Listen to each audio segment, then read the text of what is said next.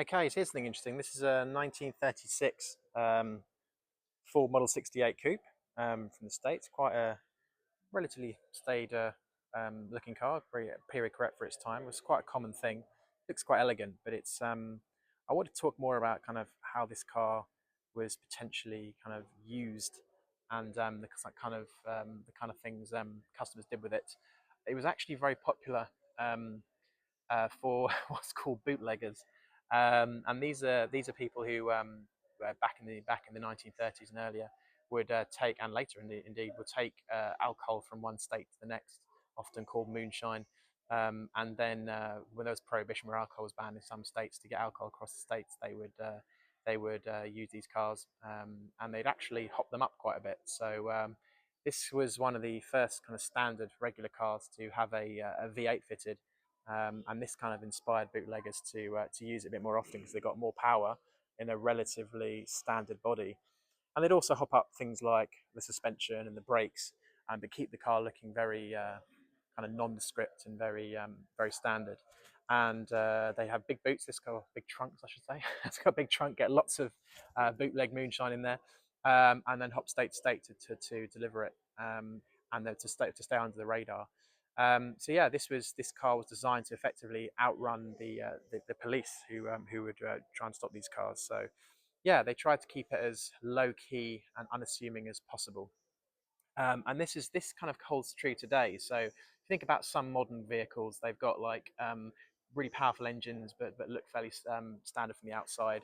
The German brands, so BMW with kind of things like the 550, and Mercedes with some of the E63s or E500s, and Audis with the S6s, RS6s. They're loads of horsepower, but fairly subtle. Although modern Audis less so with their RS models. This is where it all kind of started for me. Let's talk about these cars known as Q cars. That expression came from the Second World War, where merchant ships were, well, battle destroyers were dressed up as merchant ships. They weren't targeted by the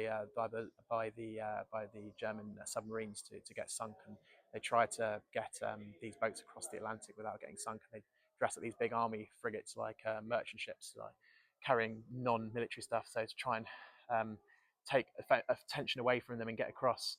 And that kind of led to the Q car. So Q ships, Q car, so loads of power but looks fairly subtle. So the Q car expression came from obviously the Second World War, from that kind of submarine risk. But actually, this kind of car came before that, from the 1920s, 1930s. So really is where the modern day Q car started its existence. So yeah, they also had some special features on these cars to help evade police capture, and it was a bit of an arms race. So the police started to hop up their patrol cars with V8 engines so they can keep up with the bootleggers and these kind of vehicles.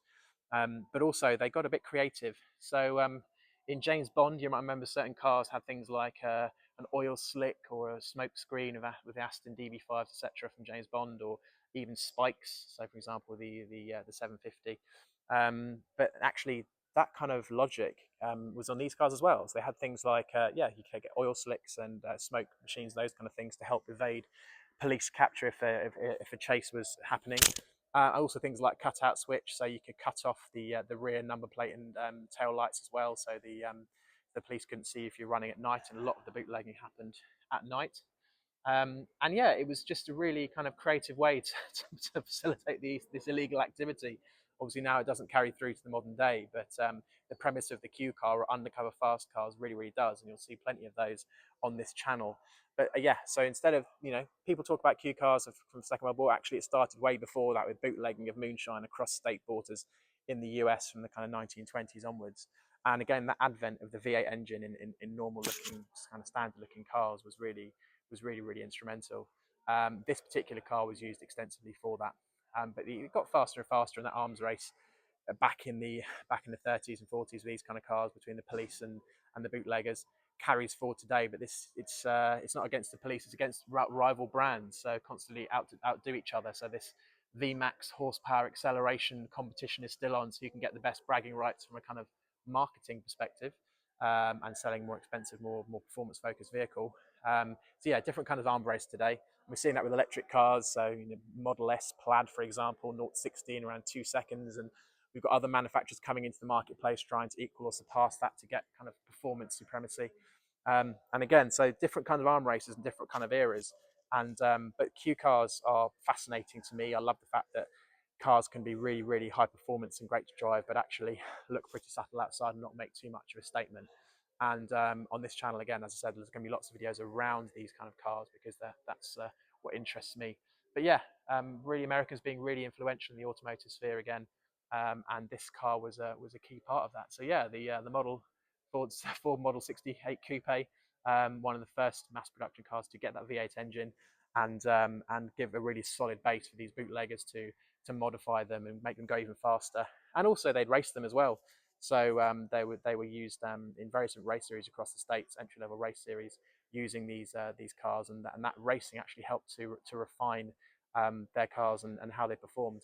And I just hasten to add, there might be a perception that American cars are all about performance, not much finesse, but actually the suspension, the brakes, those kind of things were all worked on for these kind of cars as well. It wasn't just the performance; they needed to be able to corner and handle and outmaneuver the police, not just outrun them. So again, it's not all about brute horsepower. These, it was about the kind of subtleties of chassis dynamics and brakes and tires, etc. as well. So yeah, really whole package that worked very well in the racing fraternity as well. So fascinating cars these, and I hope to see more of them.